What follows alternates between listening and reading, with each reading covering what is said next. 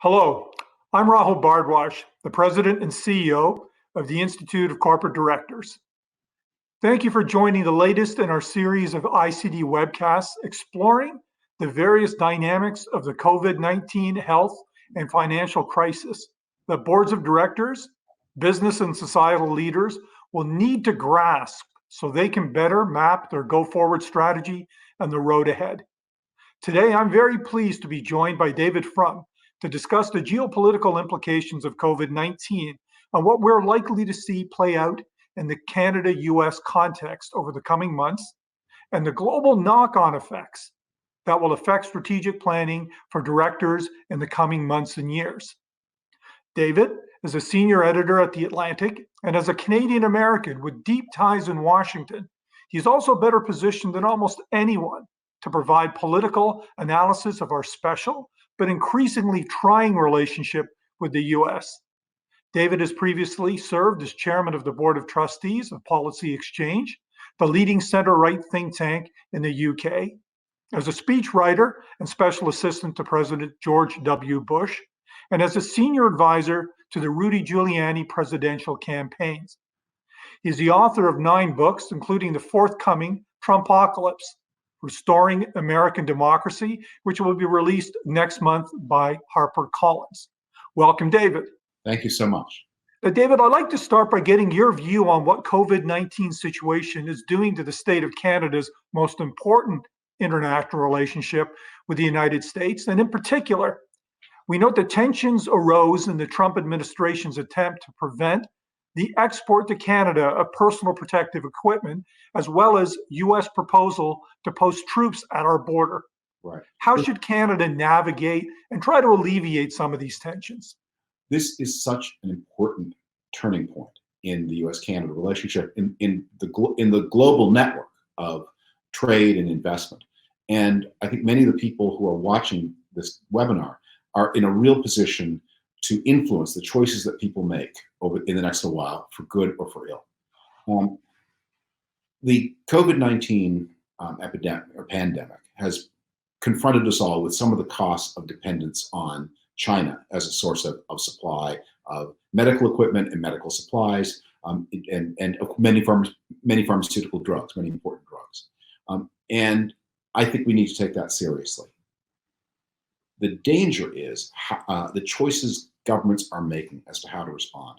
And one choice is the one that was indicated in an exasperated moment by Ontario Premier Ford, which is that each and every country must become more self-sufficient in this crucial aspect of the economy. Not only the United States, but Canada and others too. And that invites us to a world in which we are returning to the old days of national champions, nationally favored industries, and high barriers to trade, maybe only in medicine, but when you think healthcare is, in most countries, something around 15% of GDP, in the United States even higher, and as the populations age throughout the developed world, on the way to more and more. You start putting a sixth or a fifth of your economy off limits and saying that we must be self-sufficient, at least in the physical materials. You are moving away from a world of integration.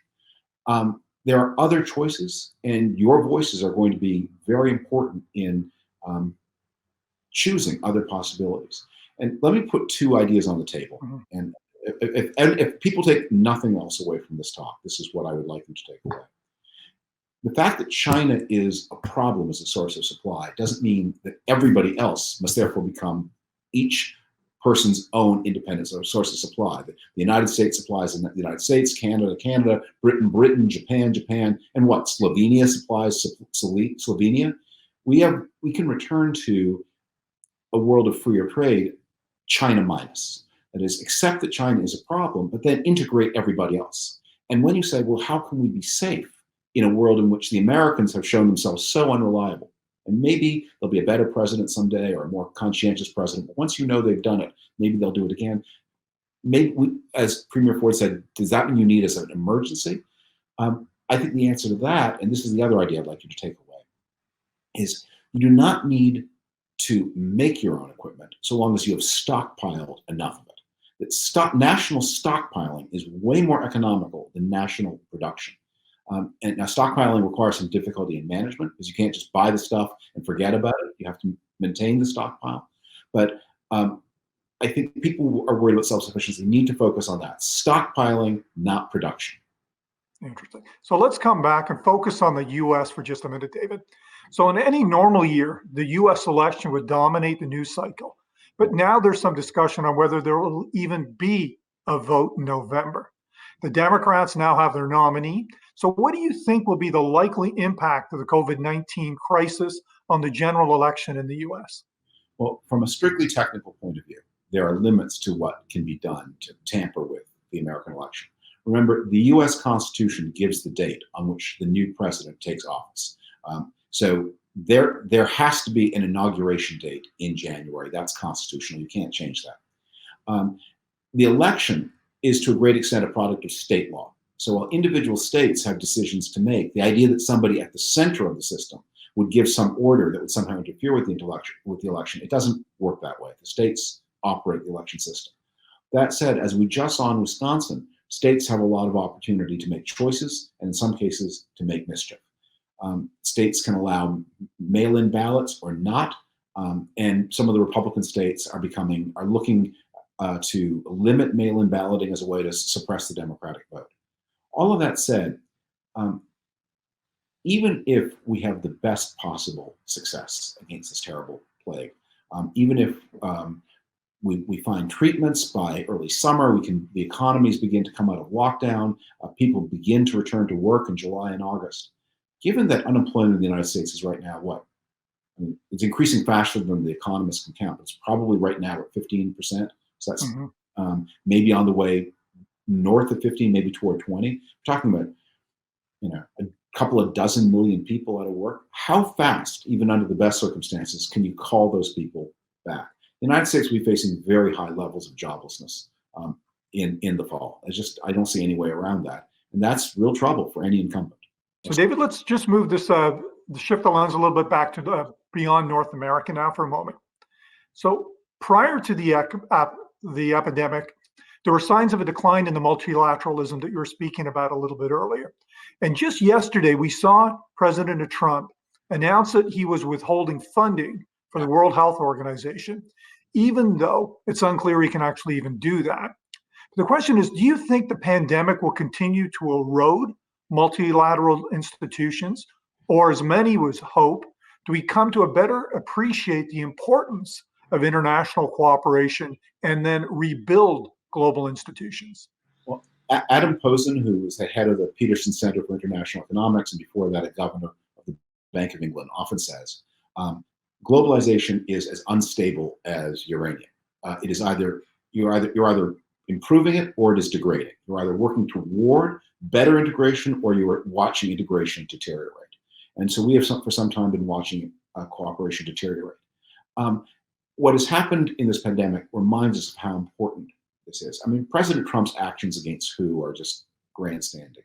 But think about it. In a world without an equivalent of the World Health Organization, how will we know about a pandemic that originates in China? The answer will be we'll have to rely on China for information. If you don't trust China, and we shouldn't, that means you need to work toward a world in which there is more international cooperation, more effective supervision of things like pandemics. The 2014 Ebola virus is a case study in how effectively global institutions can limit something that threatened to rip out of control. And although people suffered terribly in the part of Africa where the 2014 non-pandemic epidemic struck, that it was successfully contained and then eradicated before it's expanded out of the area. One of the things that made the world so vulnerable to this was Donald Trump inherited a staff of 47 Americans embedded into different places in the Chinese healthcare bureaucracy. China has the equivalent of the Centers for Disease Control. Some of them were there. China has a Department of Agriculture. There was an American station there. Other places in the bureaucracy too. So you had eyes and ears inside China. President Trump, in over 2 years, reduced by 2/3 the number of Americans operating independently inside China to keep an eye on things. That meant he was more dependent on what the Chinese said. That's what nationalism does, is it makes you weaker. We are going to need stronger international institutions. I mean, what we also need to contemplate is what if this disease had originated not in China, but in a smaller, poorer, weaker state, like Cambodia.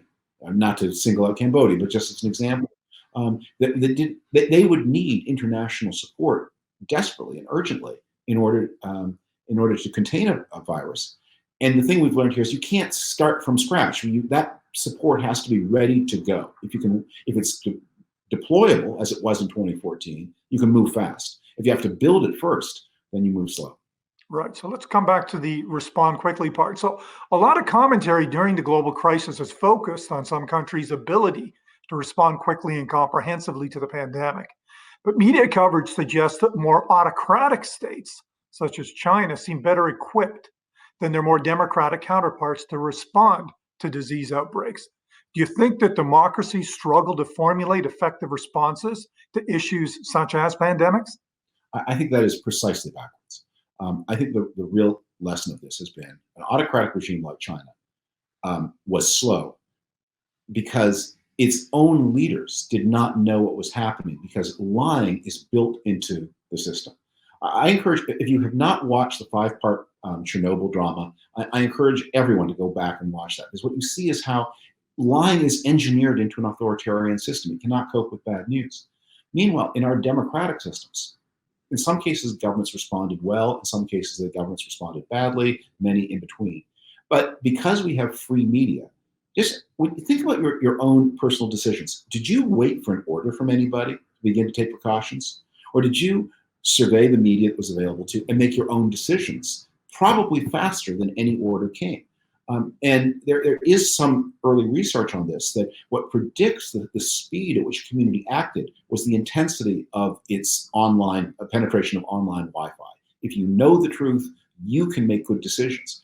And we don't need 100% of the people in our community to make it. A virus is interrupted if just a sufficient number of people begin to block it. This thing has to hop from person to person in order to live. If we can interrupt that hopping, and you don't need everyone to do it, just the best informed.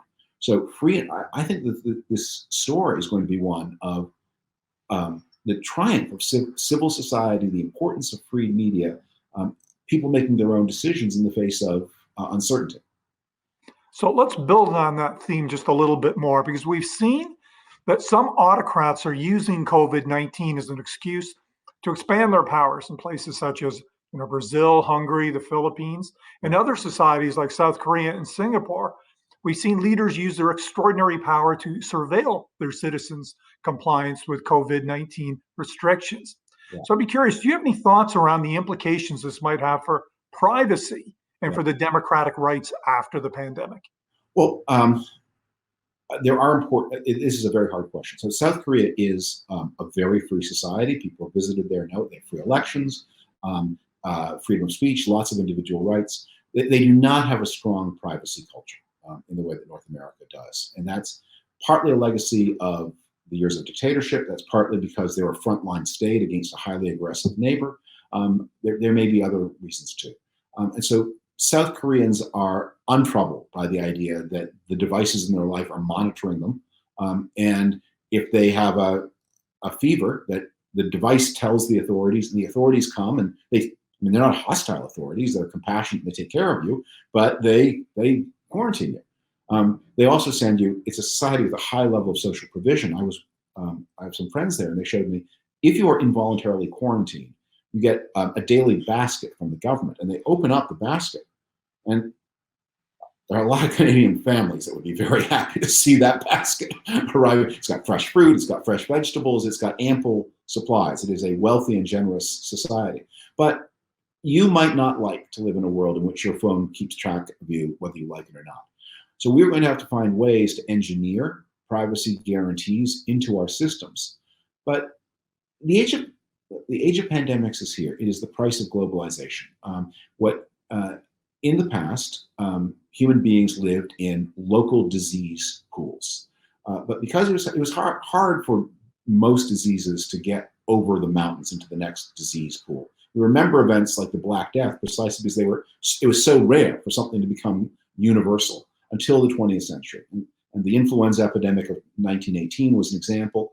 But that was dependent on the special circumstances of the First World War. But we are now going to live in a world in which if somebody gets sick in South Korea, people are going to get sick in South America because of the intensity of our contacts. So we need to build this planning into our lives as just a normal part of our self-protection. And we are going to have to find ways to do that while respecting ideas of privacy that vary enormously from society to society, place to place. And David, just to close off, that you're describing a new normal in many ways, whether it's around pandemic, globalization, privacy. Do you have any counsel that you'd be providing to directors and Canadian corporations on how they might start to think about changing their approach to the old normal versus the new normal? Well, my first suggestion is do not think of this exposure to pandemics as a sign that your society is failing. Think of it as the world we want is a world in which human beings enjoy high and rising standards of living, that prosperity is ever more broadly shared, we're ever more integrated, and we live ever more profoundly at peace. Pandemics are in many ways a price of the kind of world peace that we have had more and more of since World War II and especially since 1990. That a world open to trade and commerce is going to be a world open to microbes. Pandemics, as they used to say about heart attacks when people began eating more meat, this is a disease, this is a problem of prosperity. So don't lament it, prepare for it. And what we also have seen is, that we are more resilient to this thing than we were in 1918 because people are healthier, better fed, better educated. So the investments that we have made in improving our society, they are really paying off. That infrastructure, which 60% of people in the United States, I don't know the figure in Canada, have annual flu shots. It should be 100. But that turned out, although they're not exactly the same thing, there is some evidence that just having the flu shot created a baseline of immunity that made you more resistant to coronavirus, even though it was a different kind of disease than a flu. I think we should welcome investments in science and technology, and we should also, I think we also need to think about how we reallocate defense budgets. And this is more for Americans than Canadians. President Trump is now spending about $100 billion more a year on national defense than President Obama did in his last year, even though Obama was fighting a hot war in Afghanistan and the pace of combat operations is slower under Donald Trump. We are at real risk of making our national security investments in the problems and technologies of half a century ago. Tanks, rockets, aircraft carriers. We should think of defense budgets as our insurance policy, our insurance against all negative contingencies. And we all together in the developed world, we spend a lot of money on those insurance policies. That this pandemic should remind us, there are a lot of threats. Naval war with China is maybe not one of the most likely, and we should be investing. To protect ourselves against the spectrum of these things. Well, thank you for your insights today, David. I think you've really got us to think about not to lament, but to think about risk differently and the new normal. So I really appreciate you joining us today. And thank you all for watching. Please look out for new installments of this series as we navigate this challenge together. Bye for now.